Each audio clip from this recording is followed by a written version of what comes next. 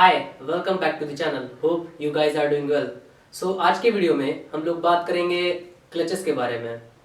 Clutches कितने types के होते हैं, वो कैसे वर्क करते हैं, अगर वर्क कर रहे हैं तो वो कैसे वर्क कर रहे हैं, क्या डिसएंगेज होता है, क्या एंगेज होता है, इन सभी के बारे में हम लोग थोड़ा सा अच्छी तरीके से बात करेंगे, डीपली बात करेंगे।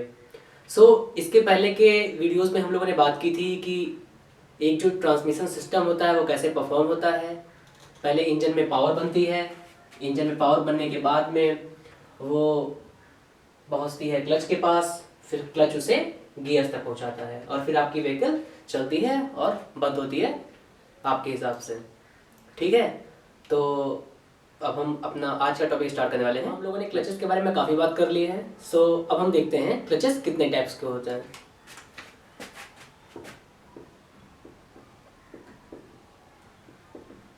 पहला जो होता है वो होता है फ्रिक्शन क्लच।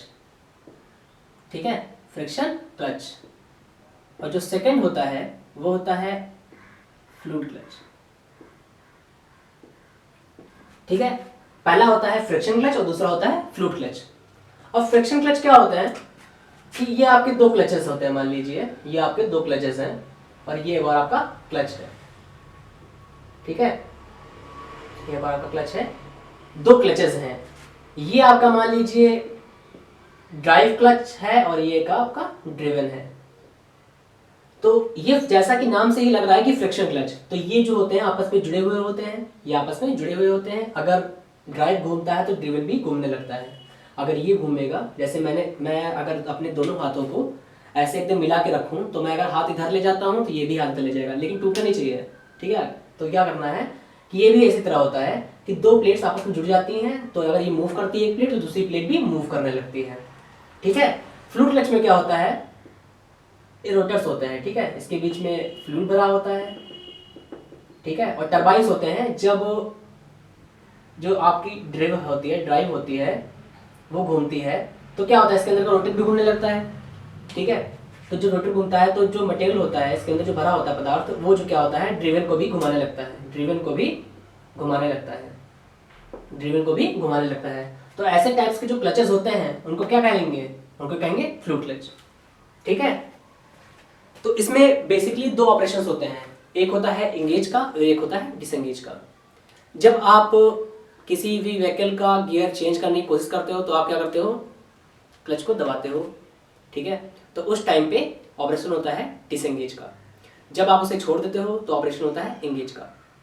ठीक है, जब हम गाड़ी को स्टार्ट करते हैं तो गाड़ी होती है न्यूट्रल गियर में होती है और हम उसे फर्स्ट गियर में लाने की कोशिश करते हैं। तो हम क्या करते हैं, गियर सबसे पहले क्लच को दबाते हैं और फिर गियर चेंज करते हैं। क्लच को दबाने पे क्या होता है कि जो गियर होता है वो क्लच के साथ डिसएंगेज हो जाता है और हम गियर को फर्स्ट पोजीशन पे डाल देते हैं। ठीक है, अभी हम देखेंगे कि ये वर्क ऑपरेशंस कैसे परफॉर्म होते हैं। तो ये दो ऑपरेशन होते हैं क्लच को बदलने में, एक होता है एंगेज का और एक होता है डिसएंगेज का। जब कोई गाड़ी मूव कर रही होती है तो जो पोजीशन होती है क्लचेस की वो होती है एंगेज की, लेकिन जब हम क्लच को दबाते हैं तो जो स्प्रिंग का जो फोर्स होता है, स्प्रिंग जो फोर्स दे रही है उसे बंद कर देती है, यानी रुक जाती है, यानी हटा लेते हैं स्प्रिंग का फोर्स, और जो पोजीशन होती है क्लच की वो डिसएंगेज हो जाती है और हम लोग आराम से गियर चेंज कर लेते हैं। अगर हम लोग बिना क्लच को दबाए गियर चेंज करने की कोशिश करते हैं तो क्लच कभी कभी गियर टूट भी जाता है। ठीक है, तो उस चीज को कहते हैं एंगेज और डिसएंगेज की।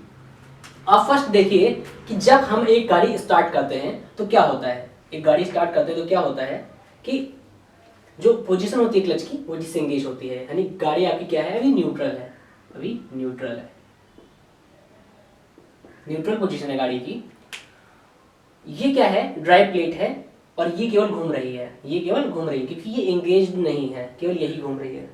ठीक है, केवल यही घूम रही है और जब हम केवल यही घूम रही है तो हम आराम से अपने गियर्स को चेंज कर लेते हैं। जब हम फर्स्ट गियर लगाते हैं तो क्या होता है, जो फोर्स होता है वो अप्लाई होना शुरू हो जाता है क्योंकि हम जो क्लच होता है उसको छोड़ देते हैं, और जब क्लच को छोड़ देते हैं तो जो स्प्रिंग होती है जो बल दे रही होती है, क्योंकि हमने उसको क्लच के माध्यम से रोक के रखा हुआ था वो अब क्लच फोर्स को दोबारा डालने लगी उसी चीज पे। तो जो क्लचेस हो गए वो इंगेज्ड हो गए, ठीक है, जो क्लचेस हो गए वो इंगेज्ड हो गए। तो देखिए यहाँ पे जो ये सॉफ्ट घूम रही है, ये सॉफ्ट घूम रही है, ये भी सॉफ्ट घूमने लगी, यानी इंगेज्ड के साथ में ये भी घूमने लगा और ये भी घूमने लगा। तो जो पावर का ट्रांसमिशन है वो स्टार्ट हो गया है, यानी अब आपकी बाइक मूव कर सकती है। लेकिन इस पोजीशन में आपकी बाइक मूव नहीं कर सकती है। आप गौर करिएगा कि अगर आप कभी भी क्लच के साथ में एक्सीलेटर खींचने की कोशिश करते हैं तो आप क्या आगे बढ़ पाते हैं? नहीं बढ़ पाते हैं। यही कारण होता है कि हम लोग क्लच को छोड़ते हैं, गियर को चेंज करते हैं, तब आगे बढ़ते हैं, ठीक है, क्योंकि वो जो पोजीशन होती है ना वो डिसएंगेज की होती है, पावर ट्रांसमिट नहीं हो पाती है। लेकिन जब एंगेज्ड पोजीशन होती है तो ये शॉर्ट के साथ में ये भी शॉर्ट घूमता है, ठीक है। तो मैंने कोशिश की है कि आपको ये बहुत ही अच्छी तरीके से समझा पाऊँ। अगर आपको नहीं समझ में आया है तो इस वीडियो को पूरा स्टार्टिंग से फिर से देखिए। सो मिलते हैं नेक्स्ट वीडियो में। Thank you, bye bye.